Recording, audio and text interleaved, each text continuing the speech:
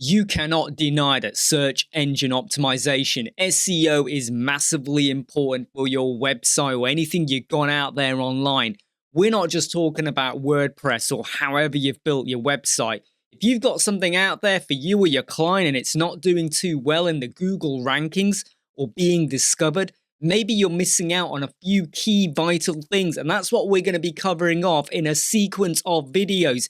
Now, if you're watching the collated version right at the end, excellent. If not, you're going to see these videos coming out every day for a good number of days. Let's go and start off with tip number 1. Broken links and backlinks, also known as 404 errors. Imagine you get an invite to go and attend a party, and you get to the party, you're all dressed up, you got your drinks, and then you realize you're at the wrong house. That's basically what happens when you got a broken link. And it might be something that wasn't completely your fault. Maybe you've been very, very careful, but you kept putting out Facebook posts and Twitter posts and Insta posts and TikToks and things like that. And they had a link. Well, the link for that particular page has now changed. Maybe it was your domain. Maybe you're gone and changed the URL or the slug or something like that. But people are still finding that post for some bizarre reason. Maybe it was bookmarked.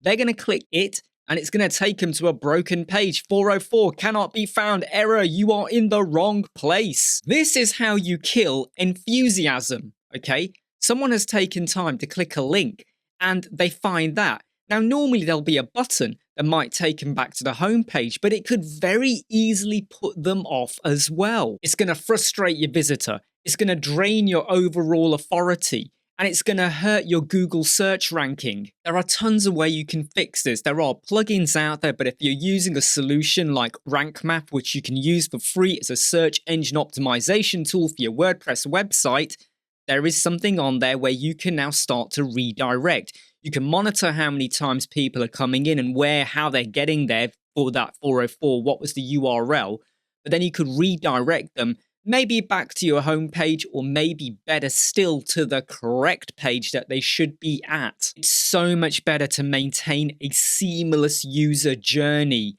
and to maintain your website's credibility. Using the 301 redirect is a great solution, but in some ways you also don't want to overdo it. Imagine you've got 1,000 links that are using this 301. There could still be a little bit of a delay. So think ahead right now. If you are planning a new website for you or a client, what kind of slugs or URLs are you putting out there?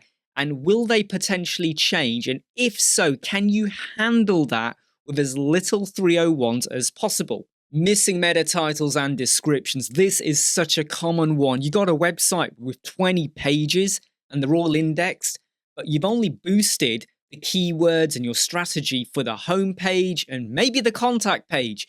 You gone and done the meta title and the description. You can use Rank Map, Yoast, loads of solutions out there to help you out with this. But what about the other 18 pages where you didn't do that, or they were very vague, or worse still, because you didn't do it, it starts to pick up the content of your page. And you might go, well, that's not a bad idea.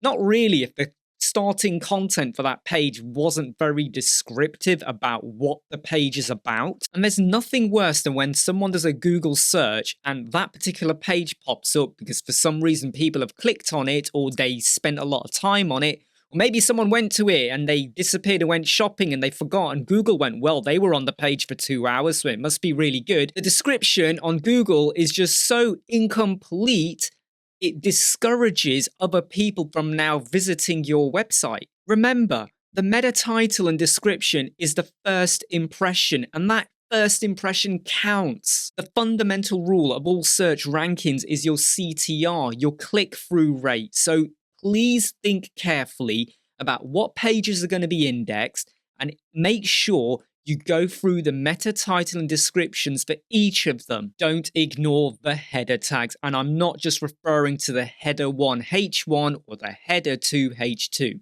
Let me break it down. Every page should have one H1 tag.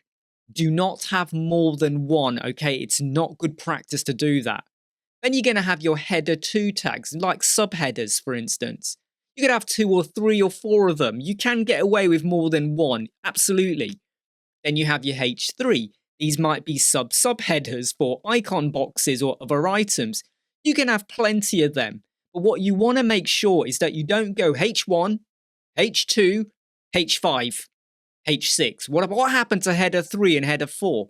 Try and follow a bit of a hierarchy. And if you do have to go all the way down to header 6 because you got a lot of headers, that's fine. Just make sure you structure it like a pyramid. This is the only scenario where a pyramid scheme is a good thing. Otherwise, stay away from them. The header tags aren't just for navigation and understanding your page. It's a massive thing for web accessibility. In any SEO tool that you're using, if you don't structure correctly, you are going to get pulled up on it. So from now, start re-exploring your homepage and every other page. What kind of tags are you putting in? Content length and quality matters. Imagine you've written a blog post because you're answering a question, but the content is actually quite thin in answering it, or you're bouncing off the walls. You never really answer it. You kind of go, well, what about this and what about that? And there's more questions. Or worse still, the clickbait posts that we see all the time. Hey, come and have a look at how this person looks now because they were famous 20 years ago or something. And it's not until page 20 you actually find out what they look like. Or they start to give you a lot of backstory. Don't want the prologue or the intro or the prequel. Just get to the damn answer. So the post disappoints the user. Why are they going to stick around? Why would they want to revisit you? Why are they going to even bother sharing the post? Bad content leads to a higher bounce rate. What you must also consider is the length of the post.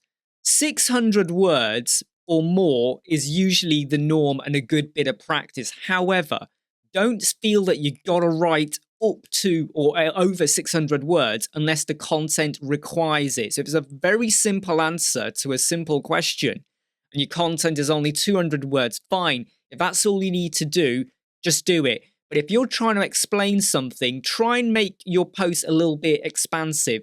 But at the same time, please do break them up with images and videos as well. But also remember, in this day and age, often we just want to go to a page, find out what we want to find out and move on. So you will see some people say, make your post very expansive. I feel it's more about the quality of it. Because if I read a really good post and I like it, and they've got other posts, I'm more inclined to go and read it and maybe subscribe to their newsletter as well. Optimal internal linking. You got a website, but it's like a maze.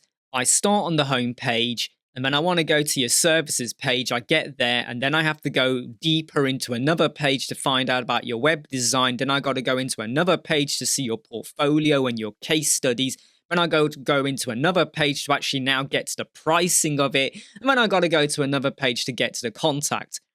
Please consider the 3-click rule. What do we do with rule? 3-click rule, okay? Please think of the 3-click rule. The more complex you make it, the higher the chance that the user is going to jump ship. Okay, they got to your website. I'm all over the place. Where do I go? I don't like it. I'm going to go elsewhere. And it also sets up a bad practice or thoughts in their head if you're a web designer, because they want a simple website and they come to you and they're struggling to find what they want. How can they trust you to make their website look good? Think about your linking, think about your structure, think about how they get from A to B. Now, the only time when I say you can break the 3-click rule is whereby you might have a homepage, a shop page, a single product page, obviously cart, and then checkout, and there might be a thank you page or a redirect at the end. So there could be 5 to 6 steps going on there. When it's a shopping scenario, you can get away with it because it's almost a norm. But really, if you're trying to advertise a service or you want to try and convert customers or visitors, simplify the navigation, improve the user experience, and boost your well-structured website to massively help your SEO. The XML Sitemap. Hey, we just create a website, we put it out there. Client goes to check on it and they can't find it. A week goes by and they're still struggling, or they might, and it's on page 60 maybe, if you're lucky. Why was it invisible? Because you or the client did not submit the XML sitemap to Google Search Console. Just because the website's out there, Unless you got 1,000 people that are actively going to it, even though it's brand new because there was a waiting list or they knew about it or there was a hunger to go there to get something, you're hurting your search rankings. You're not going to get found. So you got to go to Google Search Console. It is so simple, okay? There's loads of search engine optimization, WordPress tools like Rank Math. You go and get your sitemap. Obviously, when you connect it, we'll push it through. But if not, just get the link, submit it. Maybe you got a link for pages and posts. Go and submit them. Products, go and do that as well. Get all your sitemaps in. The sitemap is the crucial step to being crawled and indexed. I know it sounds creepy, but do not ignore it. Keyword placements in URLs. This is one of my favorite little tricks that I love to share. What is your homepage called? It's probably called home or home page or home without the page. So it's homapa edgy or homapa edge or something like that. Here's a trick. If the keyword for your page was Coaching Consultant Canada, go to your WordPress page, edit, and change the word home, Coaching Consultant Canada, and make sure your slug replicates that as well. Now go over to your WordPress appearances menu, or where it would have said home and it now says Coaching Consultant Canada, go in and change what the label is. So the label is still home, but the URL now contains your keyword. Because let's say your website was called david.com. It does not contain your URL. It does not tell me you're a coaching consultant. But now you can stick that into your URL. It is a neat, simple, easy trick. And I'm sure you've already seen it within Rank Map or other solutions where it says your keyword is not in your URL. And people often sit there and go, well, what do I do? Because my website is called Web Squadron, but my keyword might be designing websites or something. Well, how do I fit that in? Do it for your homepage. Or maybe you've got a services page and you put it in as the URL for your services page. So like coaching consultant services. There you go. Use that as your main keyword and make sure that's in your URL. Optimal title length. This is a common problem, not just with blog posts, but sometimes the title of pages. You've made it so ultra complex. Did you have to include every single word in the, an, oh, my? Do you have to do all of that? Try and keep them concise because the longer you make them, especially if you've got prefixes prior to it as well, and it starts to become unwieldy, it just does not look good, especially when you're sharing a link. And long titles, especially those that are loaded with tons of keywords, they feel robotic. They feel like, like you start to lose trust in it. And on search engines, when you get a result, it shows you what the URL is. So when you have a really long one, it gets truncated and cut off. And again, I start to think like, how well did they think this out? Now, there's some of you watching this going to go, well, why are you so nasty? Like, we created a website, we had a long URL, get over it. In this day and age, every little thing that you can do to help your SEO matters. So put some time and effort in. Canonical tags for duplicate content. Let me try and break this down. You might have a blog post that covered lakes or mountains. And then you had another blog post that was about lakes and mountains in 2022. And then you had another one that was about lakes and mountains in 2023. The problem is that they were all kind of the same post. All you did was slightly update them year on year. So what happens is you end up flooding the search results with lots of versions. This is also common for products. Let's say you got a rucksack, and then you got a green rucksack, and then you got a red rucksack and a blue rucksack, but they're all the same rucksack. They're just variation. And rather than you doing a WooCommerce product for that rucksack, with the color variation, you went and created 3 different products. You start to dilute the power. So let's say 10 people go to each of those 4 blue, red, and green, okay, rucksack. And 10 people go to each of them. Wouldn't it have been better to have one where you had 30?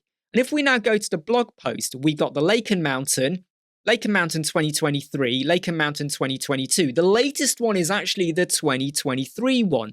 So if you are using Rank Map or other solutions out there, you can implement a canonical tag. So what you're going to say is for the Lake and Mountain post and the 2022 post, the canonical tag is now the Lake and Mountains 2023. The Lake and Mountain 2022 could still be found, maybe it's in a Twitter post, but it won't appear in the search results.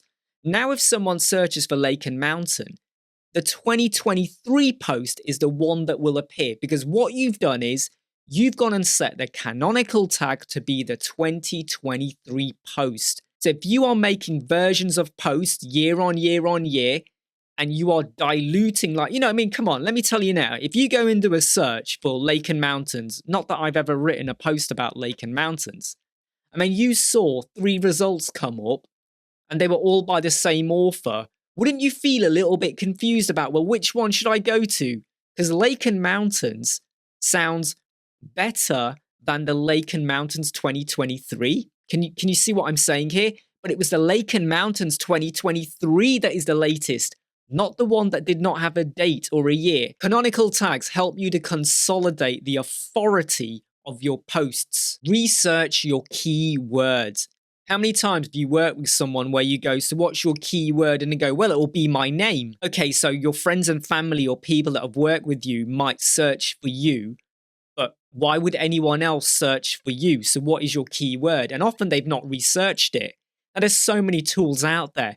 Google keyword, SEMrush. You can even go to Rank Math and start typing in a word and it's going to go and give you some suggestions. What you really want to do is try and find keywords that have a high search. So there's people out there actively looking for them. But you also want to look for words whereby there isn't too much competition as well. This can be very tricky depending on your area of interest, but what you're looking for is loads of people searching for it, but it's not completely absorbed or saturated by other people at the moment. Now, researching your keywords becomes massively important when you get to product pages. And I don't just mean tangible products. They could be virtual download, one-to-one consultations, anything like that. What you've got to try and do is make your keyword have some intent. So don't just say rucksacks as the keyword. It's too common and it's a little bit flat. You want to drive intent. You want to influence the buying decision. So how about purchase rucksacks or whatever is the rucksack product or name or particulars you also want to add in there. Order rucksack, rucksack shop, rucksack item, rucksack for sale. So think about keywords that have a high search volume, lower competition or medium. If you go for something that's highly searched and it's highly competitive and you're just starting off, it's going to take you a while to really get found in the search ranking tree. And when it's a product, think about mixing your keywords up with intent within the words. Local SEO is a pretty simple solution. If you are not using Google My Business or Google Business Profile or whatever it's called by the time you're watching this, probably just be called business, you are missing a trick. Local customer who goes online and says, I want to find a service near me, they might find you. But they are more likely to focus on the results that appear on the map on the right-hand side of the page and normally are at the top of the results as well. Because they can go in and go, oh, I can see where they are. I can see who owns it maybe. And there's a website link. And yeah, I'm probably more likely to use it because it's on Google and it's on the map. So Google must trust them. Not really. All the business did was go to Google My Business and go and set up their profile. And it is so easy and simple and quick to do. It doesn't matter if you're an international company. Don't you want to get a footprint or be known within your community or your local area? Don't you want to be servicing local customers as well? Unless you're selling a really high-end product that only Elon Musk can afford. Put yourself in the shoes of the user. They're looking for a builder or someone who's going to do some work on their kitchen. And 3 businesses pop up. But one of them has gone and told you about their work hours or when they're available. There's contact numbers. There might be a website. And even when there isn't a website, there's something about them. Google reviews. And you could argue, are the reviews all real or fake or whatever, but there's something there whereby there's a link and all it tells me is the name of the business and that they work on kitchen makeovers. Where are you more likely to go? If you choose to neglect Google My Business, then you are preventing customers, potential ones, from finding your business. Alt text or images. This all feeds into web accessibility as well, in terms of we load images in, but we are not reinforcing them with the keywords for that particular page for that image. And not only that, we are not explaining what the point of the image is as well. Search engines do not like it if there's images loaded on your website where you have just long, lengthy descriptions that make no sense. Now, I'm not going to lie, you can get away with it. But if you have a page and your key, the main images for your hero banner and a few others on the page don't have some alternative description in there that explains what is the point of the image. So it might show someone standing in the park. So you can literally put, man stood in a park looking at a bench, and somehow weave your keywords into it as well. Google and lots of search engines do not like that. Websites are meant to be broader than ever, okay? And they're meant to be accessible. So by putting in the alt text, you're making it much more inclusive, and you will be helping yourself within the search rankings. Mobile-friendly website. This is often overlooked because people focus so much on the desktop, and there might be tons of animations and things going on. You get to the mobile, and now some of those animations don't look so good, or it starts to feel busy. People will bounce, okay? People like simple websites. And if you are going to go for animations on your desktop, that's okay. Just try and limit and decrease them for the mobile. Make it simpler, because people tend to just scroll up and down. They don't want to be scrolling and there's things flying in and exploding everywhere. Keep it simple. Be careful of a lot of themes and templates out there, because when you actually get to the mobile, you suddenly realize the built-in header or the footer or some of the content just doesn't look great, and you might not have the ability to completely modify them. So try and put mobile optimization at the forefront of your designs. And a neat trick is to kind of utilize font clamp or your fonts so they shrink and grow with your size of your screen. Because look, we can't keep predicting and building for every device out there. So a bit of clamping, a bit of responsive design as well, just to cover all of your bases. And my little tip to some of you, if you're watching this, is don't try to build for every breakpoint, okay? Just go for standard desktop, tablet, mobile breakpoints. And if you're very careful and you make sure you set your paddings up properly and you use a bit of clamp, you can get away with it. Local listings. This is all about online directories, and there's tons out there. And I don't just mean ones built with Listing Pro, My Listing themes, or something that someone has set up. I mean actual official ones, Yelp, Yellow Pages, or whatever loads of them are called now. Some of them you do have to pay for. They are premium, but there's lots of free ones as well. If you're very careful about putting a post out there, you are probably going to be found, and it might mean that you're getting your website out there as well, which can start to form bits of like interlinking back into your domain authority as well. The big mistake some people make though when they do an online listing submission is they go and put their company name. They kind of describe what they do, but they've almost missed out on their keywords or other keywords to help them. So they might say, yeah, we design websites and we're based in XYZ. Tell us a bit more about that. Think about your profile bio that you might have on Facebook, Twitter, or LinkedIn as well. Don't just say we design websites. What kind of websites? Do you have a starting price point? Do you work on WooCommerce or shop websites as well? And if you can get all of that into like 160 characters or less like that, make sure that forms the bio of when you submit to an online directory as well. I'm telling you now, okay, when I see a lot of online directory submissions, like for hairdressers or photographers, they go and say, yeah, hi, I'm a family-run business. We started off here. I really love photography and I hope I can help you out. What has that got to do with really selling yourself? It's like you're telling me, it's like you're talking to a relative. No, everything you do when you submit to an online directory or any form of listing, think of the elevator pitch, okay? You've got 20 seconds to tell me right now why I should give a damn about you and your business, okay? Think of it as your meta description. High quality content. Now, this is kind of run on of what we said before about blogs in terms of, think about your content, the length of it, think about the quality. If you keep putting out posts that are just written by AI, and there's nothing wrong with that as long as you humanize and double check and fact check the content, but you're just putting out loads of blog posts, people find you and the bounce rate is high. They get to your page and they go, nah, because you've put adverts everywhere. Or you said you've made the claim somewhere that you're going to answer a question, and very quickly they can see through the cracks. They can see that, right, I can tell that this has not been written by a human, or I can tell that you are not going to answer the question, or that you're actually just trying to deviate and lead me into buying something rather than solving the problem I got. Your bounce rate is going to be high.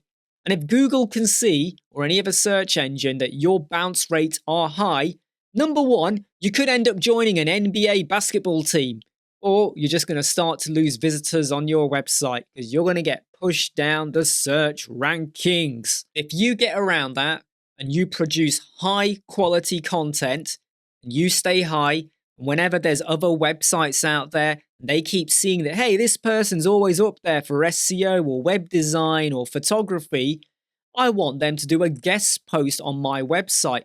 I want them to be part of an online webinar. I want to interview them on YouTube. That attracts attention. Start pushing out and push out good stuff for your SEO. Page speed optimization. Oh my God, I go on about this a lot. And I know a lot of people say, why do you do that? Look, page speed optimization is not the be all and the end all, okay? Google and lots of other people care more about the content of your website, the simplicity of it, the user experience. How good is it on the mobile, okay?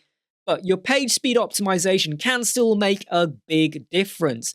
Because if you've made your website really, really good, but it is slow to load, slow to navigate and move around, there's delays, there's a bit of a jump, the font starts as Roboto and then it flips to like a railway or something else, and then it might flip back again or something like that, that ain't good. And it can put people off. There's nothing worse than when you go to a website and as you're scrolling, the page starts to go left and right because the content wasn't made to fit the page width. So please do see my other videos. The link will be in the video description for page speed optimization about how you can sort out so many of these for free. And it helps you to be much more methodical. And trust me, when you can show off to your client that the website's got a high score, they might not fully understand it, but believe me, it can make a big difference. And what you don't want is your client to come back to you later on and go, someone just checked my website and I'm scoring 20%, because you're going to really struggle to get away with a good answer unless their website was full of videos, carousels, loads of animations galore that they asked for. Secure and accessible website. I'm talking about the HTTP/TTPS. Yes, it's not that many characters, but you get the idea. If I go to any website and it's a HTTP, I'm out of there. I don't care how good the content is. In fact, there'll be a very small minority where I might stick around just to see what else is on there if it's the only website to answer a very difficult problem that no one else can answer for me, and I had to go there. 99.9% of the time, I'm not going to stick around. And if you have a shop that is not secure, why would anyone want to start sharing their payment details with you? And if you're a web designer with a HTTP website, again, I'm going to pay and you can't even secure your own website. Secure websites gain much better priority in search engines than non-secure. So stop hurting your SEO and your search ranking tree rank by having a non-secure website. Get your SSL certificates installed if it's not already provided by the host. There's lots of solutions out there. You have no excuse. Regularly update content. Now, I'm not asking you to put out a blog post every day. I'm not asking you to flood your website with 1,000 pages and then worry about the bloat on there. If you go and create a post for page speed optimization, or maybe it's about lake and mountains, or a particular type of computers or smartphones you can get, and you wrote it 2 years ago, and that's the last time you updated it, it's out of date, okay? Let's be honest here. You need to make sure you update it. Now, you could create another post and call it 2023 now. Just make sure you set a canonical tag for the old post to point to the 2023 so that the 2023 one is the one that is found and not the old one. Or you could just update the old one. Go and update it. You can even modify the publish date if you want in WordPress. You can do that.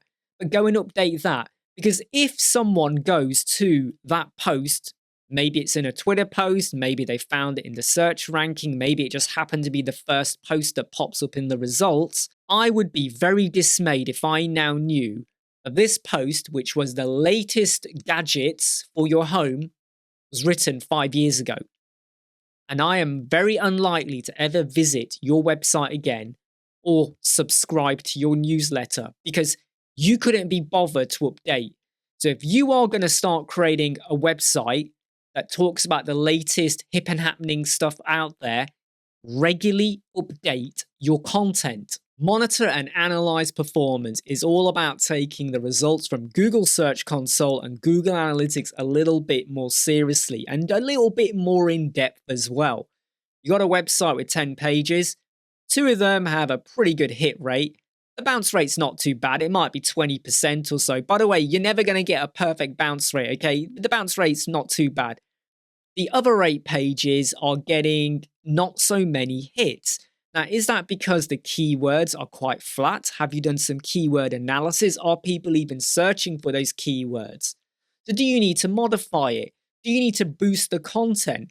The meta title, maybe if you put in a power word or a number or make it more relevant to what people are looking for, that might help you. Is it that you have a chain of pages? And remember the 3-click rule, keep it simple. But maybe the first page gets a good hit rate. The second page, which is a mid page before you get to the third page where that's the product you want them to buy now, the second page, there's a massive drop off. So they get there and they go, what was it about that page? Was it not clear? Was it too lengthy? Was there too much animation? Is it slow to load? Maybe jump from the first page to the third one. What is the point of the second page? Did it even need to be there? Can you get some of that content and blend it into the third page? So look at the behavior of your website. Look at your analytics. That's the whole point. You don't just activate Google Analytics or any other analytics tool just because you wanted to tick a box. No, it's there for you to understand the user behavior of your website, and you will identify opportunities to improve your SEO and user experience. User engagement with social media. Now, this is me stretching SEO a little bit because your website is your website and you will have done all of your optimization there. But if you are not utilizing social media, then again, you're missing a trick. You got a Facebook account, maybe you're part of Facebook pages or groups. Be very careful about spamming. You want to gain trust before you start sharing content. You got a Twitter one. Well, you can just start sharing posts all day long if you want. You got Insta and LinkedIn as well. Build up a reputation whereby people start to trust what you say. They believe and understand and they know that you know what you're talking about. And then you can start to share your blog post or a video you've recorded, or maybe you're working on a website, or you've discovered a solution to a problem, or maybe you've just found a problem and you're going to look deeper into it. Start to share your journey. But if you just have a website and you've gone and shared your Facebook link and your Twitter link and all of that, and a user goes to your website, oh, they've got a Twitter profile. They click on, and by the way, I'm using the word Twitter a lot within these videos. Yes, I know it is X, but it's still Twitter in a lot of our heads. But let's say you now go to the X profile and the last post that person did was 2 years ago. And it was like, hi, I'm now on Twitter. So what was the point of you sharing the X Twitter X profile? What about your LinkedIn? They click there. When was the last time you posted there? You got a Facebook group and a Facebook post. When did you last share on there? And if you're not sharing, is that because you're not doing? You have nothing good to share? You have no good reviews? Nothing to back up your reputation? In fact, the image on your website, because you built a website, or maybe you're a photographer, or maybe you built a house, that image on your website is the same image that you posted 4 years ago. So what have you done in the last 4 years? Can you see how it can affect and hinder the trust in your website? So yes, you've done all your SEO, but SEO isn't just about waiting for people to find you on Google. It's about people finding you on social media as well. And they're going to click, they will go. Google will see that they clicked a social media link. They came to your website. They stuck around a bit. They must like them. Up you go in the search rankings. Multimedia integration is just a fancy way of saying break up the content of your website with images and video. Even when you have a blog post, just having reams and reams and reams of text, imagine, right, you might get away with it on a desktop, but when you're now reading it on a mobile and it's going to be longer, break it up with an image. Don't always go for adverts, because sometimes adverts that just start to autoplay can be a little bit annoying. Start thinking about some video content to supplement or to add on something different to the content. Could even be an animated GIF, could be a meme, anything like that. Images, just break up your content. Try not to go for pages that are just pure text unless the content deserves it. And there's very few examples where that would be necessary. Images, video, animated GIFs, infographics, make sure that you optimize them as well. So don't go add on a video that is like self-loaded from your media library and it's not coming from a third party like Bunny CDN or YouTube or Vimeo or something. Same with infographic. Don't go and load something that is like 20 megabytes because it's huge and complex and massively long. Think about the load time. And if you're wondering, well, how does this actually relate to SEO? The user gets there, they feel engaged, they like the content. Oh, this person's got more posts. They might go and read more posts. They're staying longer on your website. Big boost to your SEO, your search engines, Google, they'll notice this. They are more likely to maybe subscribe. Hey, I really like what this person is saying, or this group, or this team. SEO is not just about being found. It's about hooking them in and keeping them there for as long as possible. Converting, continuing the user experience journey. External linking isn't just about backlinks, okay? That's not where I'm going with this. You've written a blog post about the latest smartphones, and you might then link off to some Amazon products, maybe an Amazon affiliate scheme or not. But you also link off to other reputable postings as well, or newsletters or items out there, even just a description of something. That can actually show that you are a reputable writer as well. Look, when you, in the old days, I say old days, I'm sure people still do it now, but when you were doing coursework, we always had to put references in, didn't we? And it wasn't all about you just putting in as many references as possible. Well, sometimes we did do that. It was kind of backing up what you're saying. So you're now saying that I'm going to tell you about the latest smartphones in the world that are coming out. And then I'm going to link off to other places as well. Now you might say, yeah, but there's a chance they're going to click that, go there and disappear. But don't be completely afraid of that, okay? So don't do too many, but put in a few to show that not only are you not afraid of doing that, but you're also linking into other sources for where you've got your info. For instance, where did you find out the info for the latest smartphones? Like you're at home, you're in your bedroom or a lounge and you've written that blog. Where did you get it from? Was it ChatGPT? Was it because you know someone who works somewhere? Was it because you read something up? Was it from another post and you're now summarizing? So if they want the fuller post, they can do. Let's say there was a big WordPress vulnerability right now and I went and wrote a blog post about it. I didn't know about that vulnerability until someone else told me. But their post was very long. I've condensed it down. If you want to read the longer blog post with more details or examples, click this link. It sounds like a bizarre way to build trust, but it can work for you. And there's also a higher chance that the person that wrote the original post, they might notice that people are coming to their post via you from the traffic source, and they might get in touch with you. Hey, do you want to work together on a guest post or maybe, collaborate in some form or the other? So in a nutshell, if you write a blog post and there's not much authority behind it, it will feel very isolated. And sometimes people might look at it and go, well, who are you to tell me that this is right and what to think? And if they don't trust it, they're going to bounce off, and this affects your SEO. Regular website maintenance is really key to stopping people bouncing off your website, because once they've bounced, it's going to hit your search rankings. Google, everyone else notices, it affects and hinders your SEO. So the worst thing that people can do is they go to your website, and in your footer, it says copyright 2018. What happened in the last 5-6 years? Why have you not updated? Is that a mistake because it's not dynamic, but you have been updating your website? Or maybe your prices are out of date as well. There's just something about the content that feels really, really dated. And I know this is something that most of you would have thought about at the point of designing websites, but you might want to get back in touch with your clients and say, look, I've noticed you're on like page 20 of your Google search rankings for a particular niche. I've looked at your website. It's quite dated. I think you need a bit of a makeover, and here's where you need to do it.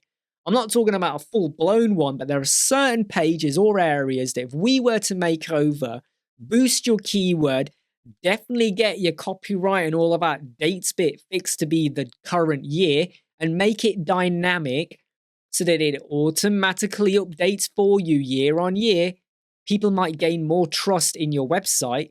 Because if you think it's an old website, you're not sticking around. Off you bounce. Schema Markup will stop search engines from misunderstanding your content. When your content lacks structured data, then the search engines can mess up the relevance of what it's all about. And you're going to be missing out on featured snippets or rich results that you will see when you're doing a search. You know, when a page pops up and it might have like an FAQ or a bit of a breakdown of what the content is, or you get bullets points of the content of that website or something about the product. They are the snippets and the rich results. And when you have many results appearing, 9 times out of 10, you may be more inclined to go and click on the one that's kind of showing you a bit of the markup. Now, you won't know it's a schema markup. You're just going to look at it and think, wow, either they've done some excess work or Google must really like that page and they're now showing a breakdown. What you didn't know is that the reason it's showing it is because, number one, Google obviously are now showing it, which is true, but the designer or developer went and put in the work to make it happen. There are many schema markup plugins out there, but in Rank Math, when you go to your page, when you go to this particular tab, you can now start to mark up. Number one, you can first select what this is. Is it like a product item? Is it an article, video, etc.? You pick one, and then you go and punch in the details. So yes, it takes a bit of work, and unfortunately, no matter what solution you use, you're going to have to do this. But this can really help. So if you feel like you're in a very competitive market, but you can see that on Google, most of your competitors aren't doing schema markups, go and put in the time and effort to do that. That was a fair amount of tips to help your SEO. And I know some of you might argue they weren't full-on search engine optimization, but they all link in. And if you start to put a lot of these into practice now with previous clients or websites you have or future ones, you are going to help them on that journey. Nothing is simple and quick. Nothing happens overnight. It takes time and effort. Sometimes you can see results within 2 weeks, sometimes 6 months. It very much depends on how competitive the market is.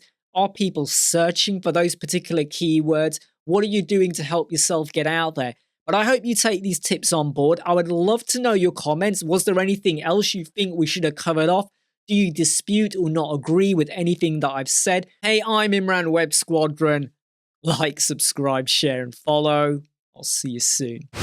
Never break, always fight, never quit, do it right, play the game, win it life, have no shame, there's no time, feel the pain, live the grind, I could change, in my mind, pick a lane, commit and climb, the only way to win it life, I never miss that fact.